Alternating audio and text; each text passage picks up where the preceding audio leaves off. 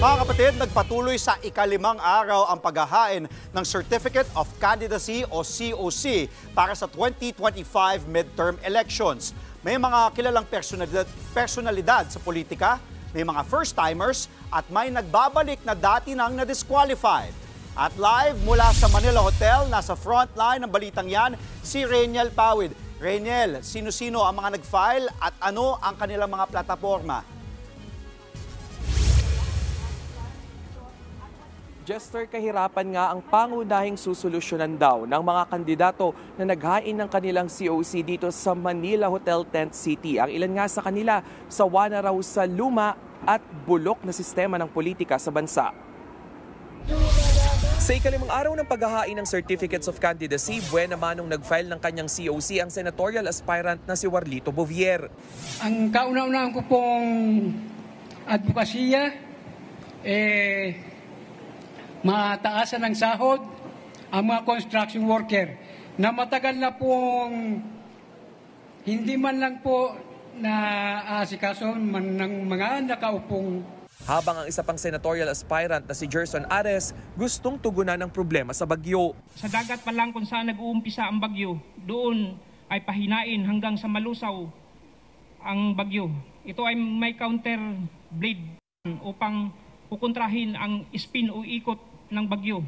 Nagbabalik naman si Rolando Plaza o mas kilala bilang Rastaman. Tatakbo ulit siya bilang senador matapos madeklarang nuisance candidate noong 2019. Naniniwala siya na kailangan natin ng Amerika laban sa pangaangkin ng China sa ating mga teritoryo.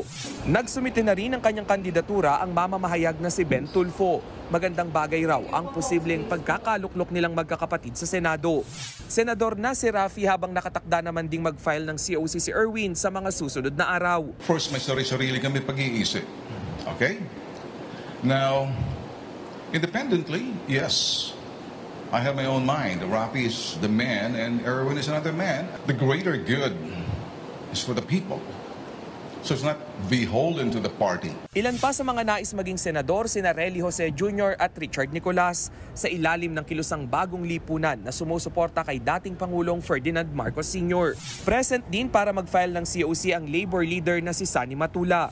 Naghain naman ang kandidatura si dating Senador Leila de Lima para maging miyembro ng Kamara. Siya ang first nominee ng bagong lunsad na mamamayang Liberal Party List. May iba naman, and also my pragmatic side tells me na medyo mahihirapan sa Senado. It's a tight race, punong-puno, masikip. It will make me and us, the ML, closer to the marginalized sectors para ipaglaban yung mga kanilang mga hinaing. Hirit pa ni De Lima, pananagutin niya rin ang mga umaabuso sa sistema ng hustisya sa bansa. Matatandaang nakulong ang dating senadora ng halos 7 taon bago napawalang sala sa mga kasong may kinalaman umano sa iligal na droga. Sasabak rin muli sa eleksyon ang Kabataan Party List na tututok sa dekalidad at libreng edukasyon. Bukod dyan, pagtutuunan din nila ng pansin ang mga questionabling pondo ng pamahalaan.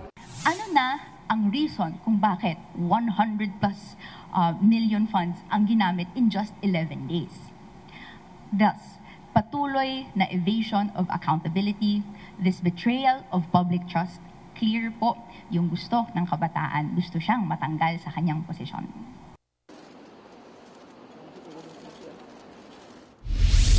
Andre, sa pagtatapos nga ng filing, ikalimang araw ng filing dito sa Tent City, ay nagkaroon ng 12 na senatorial aspirant sa listahan ng COMELEC at 23 naman doon sa party list. Sabi naman ng COMELEC ay aasahan natin sa susunod pa na huling 3 araw ng filing ng COC ay asahan ng araw yung nasa 100 pang magfa-file o maghahain ng kanilang COC sa party list side. Nabanggit din dito kanina sa katatapos lang na press con yung usapin doon sa pagtakbo muli ni dismissed Bamban Mayor Alice Go. At sabi nga nila, hintayin daw natin yung magiging resulta ng ilan sa mga matataas na korte doon nga kung i-disqualify itong si Alice Go dahil yung COMELEC sinigurado naman na tatanggapin lang yung COC nitong si Go as part of due process. Andre.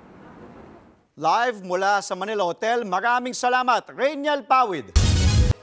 Mga kapatid, Andre Felix po. Iba na ang may alam at may pakialam sa panahon ngayon. Para sa tuloy-tuloy na balitaan sa Frontline kahit weekend, mag-follow at subscribe sa social media pages ng News 5.